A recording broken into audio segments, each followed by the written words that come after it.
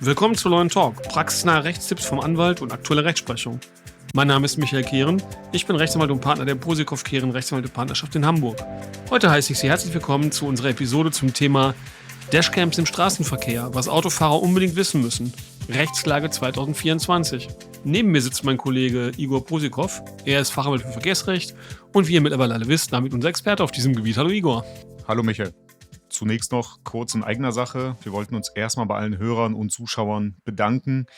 Vielen Dank für die starke Unterstützung und die zahlreichen Diskussionen in der Kommentarsektion. Es macht auch uns Spaß, immer ein bisschen mitzulesen und mitzudiskutieren. Wir freuen uns auf jeden Fall auf den weiteren Austausch und weitere Fragen aus der Community.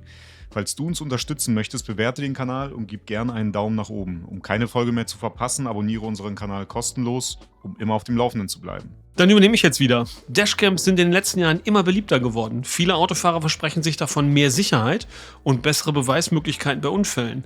Doch wie sieht es rechtlich tatsächlich aus? Sind Dashcam-Aufnahmen überhaupt zulässig? Und können sie vor Gericht als Beweismittel verwendet werden? Dazu erzählst du uns heute was. Das werde ich tun. Ja, dann schieß mal los. Wie ist die Rechtslage? Ja, das ist jetzt eine sehr umfangreiche Frage, die ich jetzt versuche einmal aufzuschlüsseln. Aber zunächst einmal möchte ich festhalten, wir werden hier über den Schwerpunkt Verkehrsrecht sprechen, nicht unbedingt über das Datenschutzrecht. Das werden wir nur kurz anreißen. Ja, der Grundsatz gilt nach dem berühmten BGH-Urteil, was wahrscheinlich alle, die sich mit dem Thema schon mal beschäftigt haben, kennen, dass die dauerhafte und anlasslose Aufzeichnung des Verkehrsgeschehens durch Dashcams nach den datenschutzrechtlichen Bestimmungen, die zunächst im Moment aktuell sind, grundsätzlich unzulässig ist. So, das ergibt sich aus verschiedenen Rechtsgrundlagen. Ich möchte hier erstmal auf 3 Rechtsgrundlagen eingehen, und zwar Artikel 6 der Datenschutzgrundverordnung. Das ist sozusagen der Dreh- und Angelpunkt für die Zulässigkeit der Dashcam-Aufnahmen. Dazu sage ich später noch ein bisschen mehr. Dann gibt es hier noch Artikel 1 Absatz 1 und Artikel 2 Absatz 1 Grundgesetz. Das sind die allgemeinen Persönlichkeitsrechte, die bei dem Thema Dashcam-Aufzeichnung auch eine Rolle spielen, sowie Paragraph 22 Satz 1 des Kunsturhebergesetzes. Also einmal zusammengefasst, die permanente Aufzeichnung verstößt schon gegen das Recht auf informationelle Selbstbestimmung anderer Verkehrsteilnehmer. Nur, dass man das einmal so mitgenommen hat. Ja gut, aber da du die Datenschutzgrundverordnung bereits erwähnt hast, natürlich die Frage, kannst du uns kurz die datenschutzrechtlichen Punkte erläutern? Ja, ich versuch's mal. Ich bin kein Datenschutzrechtler, aber das Gröbste kann ich dazu gerne sagen. Also aus datenschutzrechtlicher Sicht sind folgende Punkte zu beachten.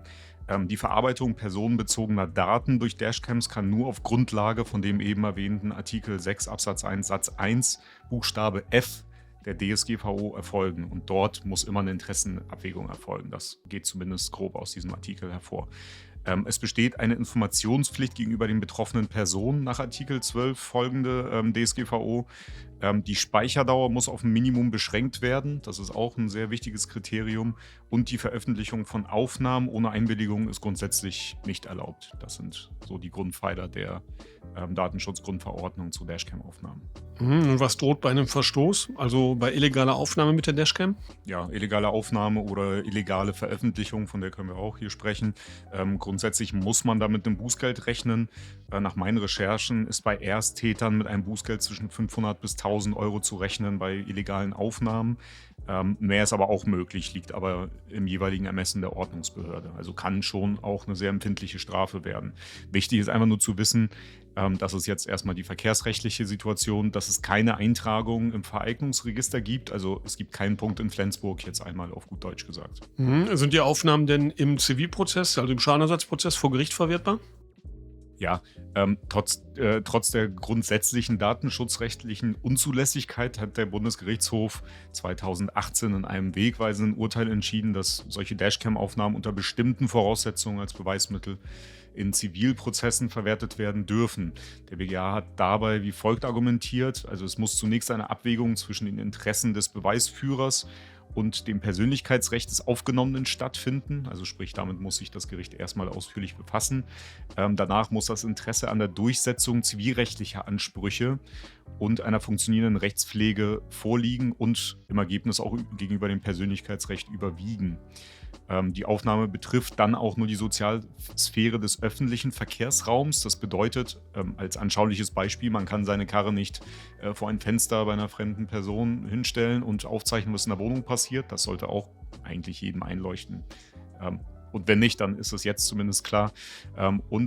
Es besteht oft eine besondere Beweisnot aufgrund der Schnelligkeit des Verkehrsgeschehens. Und wenn das so gegeben ist, dann dürfte die Aufnahme verwertbar sein.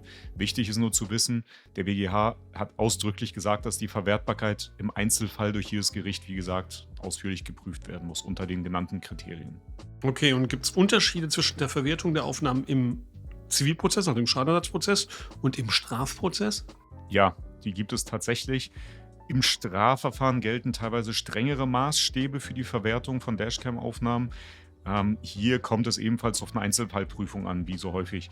Einige Gerichte haben Dashcam-Aufzeichnungen zum Beispiel im Bußgeldverfahren zugelassen, etwa wenn es um schwerwiegende Ordnungswidrigkeiten geht, wie Rotlichtverstöße oder bei intensiveren Geschwindigkeitsüberschreitungen. Aber man muss hier beachten, ein so erlangtes Beweismittel kann im Strafverfahren oder in diesem Ordnungswidrigkeitenverfahren unverwertbar sein, wenn die Aufnahme zum Beispiel erfolgte, wenn ein Polizeistreifenwagen einfach nur durch Zufall diesen Verstoß oder dieses Vergehen aufgezeichnet hat, weil anlasslos und dauerhaft aufgezeichnet wurde. In solchen Fällen besteht die Möglichkeit der Unverwertbarkeit dieser Aufzeichnung. Im Zivilprozess ist es nochmal anders. Da gibt es kein ausdrückliches Beweisverwertungsverbot. Da hat der Richter nach § 286 ZPO eine freie Beweiswürdigung vorzunehmen, wie der BGH das eben vorgeschrieben hat. Gibt es aktuelle Urteile zum Thema Verwertbarkeit von Dashcam-Aufnahmen? Die Rechtsprechung zur Verwertbarkeit von Dashcam-Aufnahmen entwickelt sich natürlich stetig weiter, aber entfernt sich jetzt nicht allzu weit von dem Grundsatzurteil des BGH aus dem Jahr 2018. Einige aktuelle Entscheidungen habe ich tatsächlich gefunden, neben diesem erwähnten BGH-Urteil. Ein aktuelleres Urteil des Landgerichts Aachen aus dem Jahr 2023 bestätigt, dass die Verwertung der Dashcam-Aufnahmen in dem Verkehrsunfall zulässig ist, weil die begünstigte Partei in diesem Moment in Beweisnot war. Ja, also es gab keine weiteren Beweismittel, die irgendwie die Aussage der Partei gestützt hätten. So hat das Landgericht Aachen gesagt, die Dashcam-Aufnahme ist in diesem Fall auf jeden Fall zulässig.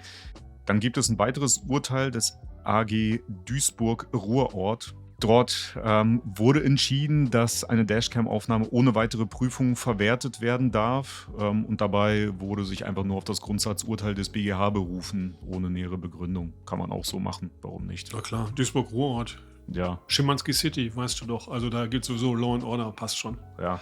Und so viele weitere Urteile gibt es tatsächlich nicht, die sich kritisch mit dem Thema befasst haben. Also zumindest habe ich auf die Schnelle nichts gefunden. Deswegen gehe ich davon aus, dass die BGH-Rechtsprechung unangefochten anwendbar ist. Von daher ist ja alles gut. Gibt es praktische Tipps, die du unseren Hörern mitgeben kannst? Ja, das ist tatsächlich gar nicht so einfach, aber ich versuche es mal einmal zusammenzufassen. Also, um rechtliche Probleme zu vermeiden, empfehle ich Dashcams mit der sogenannten Loop-Funktion und kurzer Speicherdauer zu nutzen. Es obliegt allerdings dem Nutzer, immer eine passende Dashcam zu kaufen. Daher bitte immer aufpassen, was für Funktionen hinterlegt sind. Denn wichtig zu wissen ist, nur weil eine Dashcam am deutschen Markt erhältlich ist, heißt es nicht, dass sie datenschutzkonform ist und den ganzen Regelungen entspricht. Deswegen muss man das eben genauer prüfen. Also als Ausrede gilt es leider nicht, dass man es beim Mediamarkt gekauft hat und dadurch sich dann bestimmt kein Bußgeld einfangen kann oder sowas. Das funktioniert nicht. Ja, da muss man ganz genau drauf achten. Neben dieser Loop-Funktion ist auch die Funktion sinnvoll, dass die laufende Aufnahme nur gespeichert wird bei entsprechendem Auslösen eines sogenannten Events, also eine Erschütterung eines Unfalls oder ähnliches. Sonst überschreibt die Cam einfach immer wieder weiter mit dieser Loop-Funktion. Das macht auf jeden Fall Sinn. Eine weitere Sache, was ich zumindest als sinnvoll erachte, habe ich jetzt aber auch nirgendwo anders noch gelesen als Tipp. Man sollte nicht benötigte Aufnahmen eigentlich immer sofort löschen und regelmäßig. Ja. Also monatelange Aufnahmen sollte man nicht auf seinem Stick haben. Wenn die Polizei das mal kontrolliert, dann könnte das tatsächlich Probleme geben. Ansonsten, was eigentlich auch zu beachten wäre, ist, dass das Aktivieren der Dashcam eigentlich nur bei konkreten Anlass erfolgen dürfte. Also nur, wenn man sich zum Beispiel ein Steuer setzt und losfährt. Eine dauerhafte Aufnahme zum Beispiel während eines Parkvorgangs könnte tatsächlich sehr problematisch sein. Dein Fazit für heute? Ja, zusammenfassend lässt sich sagen, Dashcams bewegen sich in einer rechtlichen Grauzone, will ich es jetzt fast schon nennen. Die Nutzung ist datenschutzrechtlich schon häufig problematisch, kann aber im Einzelfall zur Beweissicherung vor Gericht auf jeden Fall zugelassen werden. Also die grundsätzliche Behauptung, Dashcam-Aufnahmen sind eher unzulässig, ist eigentlich falsch. Was ich auch noch bei unseren Kommentaren einmal gelesen habe, da hat ein Zuschauer oder Zuhörer geschrieben, dass Dashcam-Aufnahmen, die nach hinten gerichtet sind, grundsätzlich unzulässig sind. ist eben nicht richtig. Ja, nach den Kriterien, die ich gerade erwähnt hatte, dürfte auch das in Ordnung sein, solange es nicht anlasslos dauerhaft filmt. Ja. Die Tendenz in der Rechtsprechung geht in jedem Fall dahin, Dashcam-Aufnahmen zu Zivilprozessen eher zuzulassen, insbesondere wenn überhaupt keine Beweismittel vorliegen. Im Strafrecht ist die Lage uneinheitlich und immer ganz streng an dem Einzelfall dieser Aufnahme zu messen. Es bleibt daher abzuwarten, ob der Gesetzgeber vielleicht in der Zukunft noch klarere Regelungen schafft, besonders im Datenschutzrecht. Aber bis dahin ist die Nutzung bei der Nutzung der Dashcams einigermaßen Vorsicht geboten, aber im Zweifel würde ich immer sagen, lieber Dashcam vorliegen, wenn sie einem nützt, oder die Dashcam-Aufnahme vorliegen, wenn sie einem nützt, ist sicherlich günstiger, wenn es dann um Schadenersatzforderungen geht, als dann Bußgeld zu erhalten. Alles klar. Vielen Dank. Wenn Sie ein Problem zum Thema Dashcam im Straßenverkehr haben, können Sie uns wie immer gerne kontaktieren. Wir freuen uns über Nachfragen. Ansonsten gilt, wie immer zum Schluss, abonnieren Sie unseren Podcast in Ihrer Podcast-App. Bewerten Sie den Podcast auf iTunes, Spotify, wo auch immer. Kommentare sind gern gesehen und welche Themen interessieren Sie noch? Schreiben Sie uns dazu eine E-Mail an kontakt@lawandtalk.de. Vielen Dank, dass Sie diese Folge angehört haben. Wir hören uns in der nächsten Folge. Bis gleich. Bis gleich.